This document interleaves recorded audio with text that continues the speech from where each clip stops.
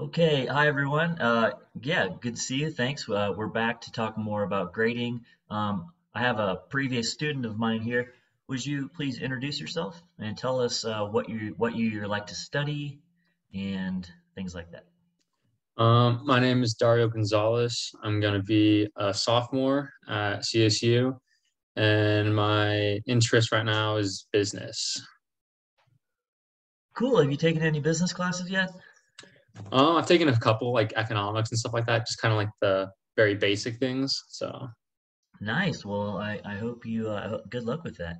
thank you. So today I just want to talk about the way I did grading when you were in my CO 150 class in the spring of 2023. So just to refresh your memory, Dario, I didn't put grades on your papers. I didn't use points in Canvas. I use something that I call an engagement-based grading, where I basically determine your final course grade on attendance and turning things in according to instructions on time. Um, we chatted a little bit about it in the back of the room one day, but I'd like to get your thoughts so we can share them with my colleagues. I want to know how that system of grading, if it impacted you as a learner at all, or as a student, or as a person. Let's just kind of start generally. What did you think about it? I mean, it was certainly new. I mean, I've never had like a class or like a teacher or professor that didn't really do like a quote unquote like grading based system, as in like letter grades.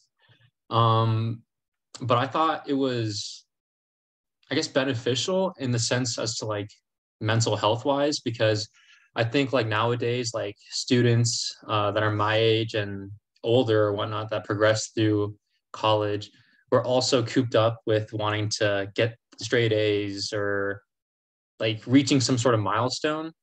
And I think when you have like a letter grade staple to your worth or intelligence, I think that's how you start to perceive yourself as a student. And then your work and quality of work will actually be based off of what is put in the grade book, if that makes sense. Yeah, I think that does make sense. It sounds like you're saying that when you get that paper back and it has a B on it, Mhm. sometimes you're thinking, well, I thought I was an A person that got Mhm. A's on papers. And then you see that B and you think less of yourself, maybe, and it gives you negative mental health um, impacts. Exactly. And like, well, I mean, and I think like from like how you structured CO 150, it was honestly sometimes a little bit more beneficial because we weren't super stressed out about like the feedback that we were getting and stuff like that. It was like super, I guess like directed in some ways that would like help us individually, because I think like some teachers and stuff like that will direct information to A students specifically towards their A work and then B students towards their B work and stuff like that. But I think since it's individualized in the CL 150 class, I think it was a lot more beneficial. So I think a lot of the students had more room to grow as a writer, which I thought was honestly quite nice. Um, were you saying that sometimes it almost sounded like you were saying that teachers, if they perceive a student as a C student, they will direct the learning towards a C level for that student? Is that kind of what you were saying? In some ways, yeah. I mean, I think that teachers will, I mean, I think it's like, well, through my high school experience, I think that teachers will, or like those that like are C level students versus those that are A level students will be taught differently. And I think that since we didn't have that level of grading, it kind of made everyone like equivalent and like level. And like there weren't specific people that were like standing out or like stuff like that. But I mean, I think that the only way that we saw people that stood out to us was when we had those like open books or like open chats in Canvas, when like we saw people how like they write and everything like that. I think that really gave us um like a voice and like the ability to see like how other people are writing. And like I think like as students, we are able to see what's considered A work and then what's considered B work and so on. But I think it's entirely different since we didn't really have that system. I think it really just was a lot more open and everything like that. Oh, thank you. Yeah, I also want to address the second part of what you said, is that it gives you space to grow as a writer. Can you speak more about that? Um, yeah, I mean, I guess like we weren't like limited to a specific prompt necessarily, since we weren't necessarily being graded on. I mean, like we were graded on specific things like format wise and stuff like that to like ensure that we take those lessons and further them in more academic writing because it's like the base level of what we need to know as a student and writer. But I think that when we're really constricted with what we write, um, it gives us like a harder time to put what we have in our minds down on paper because we're so nervous, like, oh, this is not going to sound right, it's not going to look right, and then I think we get like all caught up in our minds as students. And then I mean at the end of the day, I mean like it ends up being sloppy and whatnot. But I think with this class, since we were kind of like free flowing, if that makes sense, it gave us like the ability to not be so scared to take like risks and opportunities and chances like that. And I think when like in doing so, like it might have not been perfect at first, but like the feedback that we were given back from you or like other classmates, I think it was more beneficial than what I originally even used to, if that makes sense. Yeah, yeah, sure. Yeah, to remind the or to inform the viewer, um, the like for A3, let's talk about A3, which was basically an argument essay written for a group of college students. Um, we had done a 5 paragraph essay. In A3, we were kind of blowing up the 5 paragraph essay and saying, okay, now let's try a different strategy. Maybe let's just take one of the reasons from your 5 paragraph essay and develop that.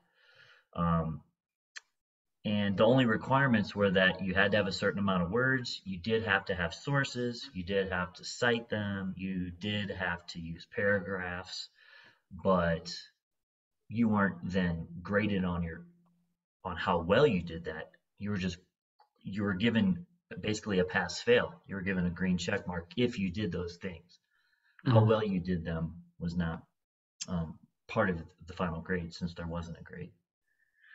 Um, so how did that, you mentioned taking risks, and I always like to use the metaphor with you all, and you probably heard me say this, of the skateboarder who, she becomes a great skateboarder and everybody's amazed by her abilities, but to get there, she had to fall down and get lots of scrapes and bruises.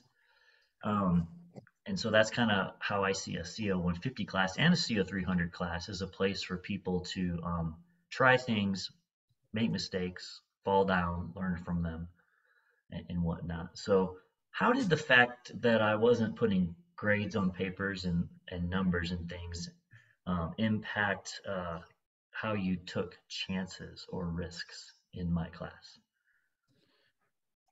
Um, I guess like when I mean like specifically like in high school, like when we know we're gonna get like some sort of like number or like grade specifically based on like a prompt or like what we're writing, I think it really limits us because like we need to have like everything correct and accurate. But when we don't have something that's like I guess like weighing us down or limiting us to like that, I think that where our creativity opens up to like a different like a lot more paths. And I think it like I don't know, it's it was like I guess like free writing in some ways when we don't have that, and like we're true to ourselves. Because like I think like a lot of the BS that I wrote in high school wasn't really true to like what I was like passionate about. But like when you kind of gave us and like let us loose, I think it really like opened up to like the voice inside me saying like, okay, now you can do what you want and like just be free with it. And I think that gave me a whole bunch of different opportunities to really express my ideas on certain topics and everything. And I wasn't really constrained by certain things that I was in the past. Right. So yeah. Right. Yeah, yeah, that's great. I mean, it's not a creative writing class. We're not writing short stories and poetry, Yeah. but you're talking about creativity, right? We were Mhm. writing an argument essay. Wasn't yours about mental health? Yeah, it was like mental health within like college students. Yeah, yeah, yeah. Yeah. And your paper, I remember, went through lots of changes and Hmm. drafts and revisions, and you would come and talk to me about things, and we kind of negotiated different strategies for you. Hmm. Um, in high school you wrote some BS, but this wasn't BS. What was the difference? I mean, I think it was just like mostly because like I wasn't being told what to do. I mean, not saying that like I was like someone that like rebelled against teachers and stuff like that in high school, but like I think like sometimes like when you're always told what to do and everything, it kind of gets like annoying and like blah, like okay, whatever. And I think after like being told what to do and what to write about for so many years, it was like really nice not having that coming into like this CO 150 class when you were kind of just like really like write what you want to and just express how you feel type of deal. And I don't know, that to me was like super eye opening, I guess. And I think that's what writing should be. I don't think that we should really stick to, I guess like the I guess like more like a better analogy is like seek discomfort, I guess. I Hmm. guess I wasn't really seeking discomfort when I was in high school because I was always told to like play by the book and stuff like that. But then coming into this, it was kind of just like it's up to us type of deal, which was I Mm, thought was really nice. yeah, it's intrinsic motivation versus extrinsic motivation. Hmm. Do you think that happened with other of your classmates I in mean, class? I think it's I mean, I think college is like you get in what you get out. I mean, like you put in effort, you'll see it and everything like that. Um, so I mean, I think certainly like from like some of the papers I did read and revise, I definitely think a lot of them got like what I got out of it, which was like really useful. But then of course there were some people I think naturally, but I mean like it's just up to them at that point. So but I think those that really are serious about like what their like I guess like passions and like life goals are, I think you'll really get a lot out of it. Um, but I think I mean, strictly, I think it just comes down to the student. So, I mean, Yeah, no, that's great. I really appreciate that. Is it fair, the grading system I use? oh, 100%. Yeah, no, I totally agree. I mean, I'm not just saying that because like you don't give grades and like people are like students are always like, oh, we shouldn't be graded. But like, no, I strictly believe that because I'm gonna be honest, I didn't really know how I felt about not getting a grade because I was like, I don't really know if like this class can be serious or whatnot. But I think after going through it, I mean, I think that you actually took time to like really like dive into like who we are as like people and like what we were passionate about. I think that was a lot further along and like I guess like connecting to each other as like people and like not even people but as like writers than what I had in the past. And I mean, I don't know, it was an experience like none other, and I don't know, I really was all for it. And like now I'm kind of like in my head I'm like kind of pushing for other teachers to be like this. You're what? I'm kind of pushing for other teachers to be like this. Like um, last hard question. I thought of three hard questions, and here's my third one. Did you learn about academic writing in my class? I think I did. I mean, I like to think I did. Um, I mean, I think I did because like when I would have questions or stuff like that, it would really make me go out and like actually research like the things that I had questions on by myself first. And then if I had other questions, I would come to you as like like based on like my papers and stuff like that. But I think more than anything, it just goes down to like the student again. Like if like they really want to know or like these techniques or like methods and how to like implement them in their writing, I think that we will go out and actually look ourselves. Like we're not just gonna get spoon fed, which I found to be actually really nice because that in like the real world we're not gonna get spoon fed. It's like it comes down to us as individuals. So I personally think I did. Nice. I like that. I like that a lot. Yeah, some students will naturally go engage with other students and the teacher in order to learn. Mm-hmm. And that, like I said before, and we've been talking, you were one of those people. Um, did the lack of Did my weird grading system empower you to do that? Um, or is Um, that just who you are? I like to think that's who I am. I mean, like if I have like questions or whatnot, or like things that I'm unsure about, I like to try to figure out myself first. And then if I still have questions, I'll come to the person that I know has the answers. So I like to think that's a bit of myself, but then at the same time, like, I don't know. I don't think it was your grading at all. I really think that it was just me wanting to understand it better and have like a better Hmm. like grounding, I guess, more than anything. Yeah. Okay, let's see what else can I ask you. How important is mental health, is student mental health in college? I think it's arguably the most important thing. I mean, not just within students, but I think just within our daily world. I think it's something that's like not talked about often and like really, I think like it's really just we don't really understand what someone's going through or what anyone's going through unless like we really have been there, I guess if that makes sense. Like we could say like, oh yeah, I'm like I understand what you're going through, like yada yada yada, but at the end of the day, like we really don't. And I Mhm. think that by having like some place to like an outlet at on campus for students that have these mental health issues, whatever that may be, like depression, anxiety, you name it.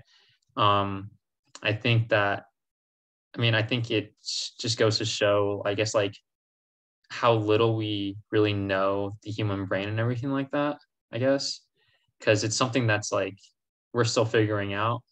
And as college students, we're still figuring ourselves out.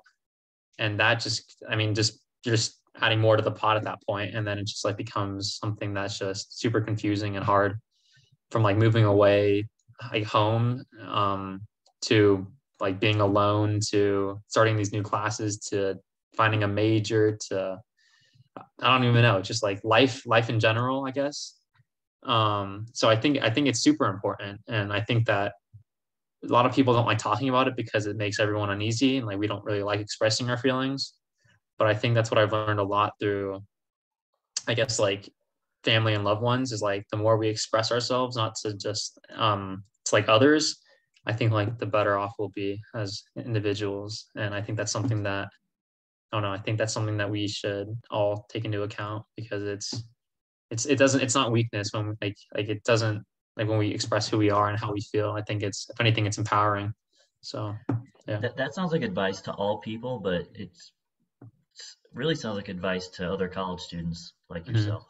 So maybe that's something college students can do to help, is to realize it's not weakness to express yourself. It's actually a sign of strength. Is there anything else college students can do? As far as mental health Yeah, or their own or that of the students around them. um I mean I know like I'm not really want to say it because I'm gonna only go into my second year of college, but I guess just really like kind of understanding how short and precious life is. I guess like just like take risks and stuff like that because I don't know. I don't want to like be in like my 40s and like 20 years from now and being like, damn, I wish I did that or that. So I guess just like I guess like smell the roses a bit more and not don't be so cooped up with like your work and stuff like that because we only get to do this once. So yeah. Yeah, and CSU has amazing uh, groundskeeping staff, and Yeah. there's beautiful flowers and trees everywhere. So I think we all should literally smell the flowers on our beautiful campus. Sorry, that was cheesy. I set all that up to really ask you one final question, which is you started this by saying that the grading system that I used helped you with in mental health wise. What else can college professors do to help with student mental health? Um,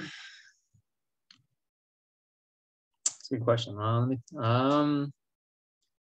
I mean, like I know like college is like supposed to be serious and everything, and I fully agree with that. Like it's our future. Um, but I think that the world is already serious enough, and I think that this should be a time like where we're supposed to be having fun and like yes, like people go to parties and stuff like that.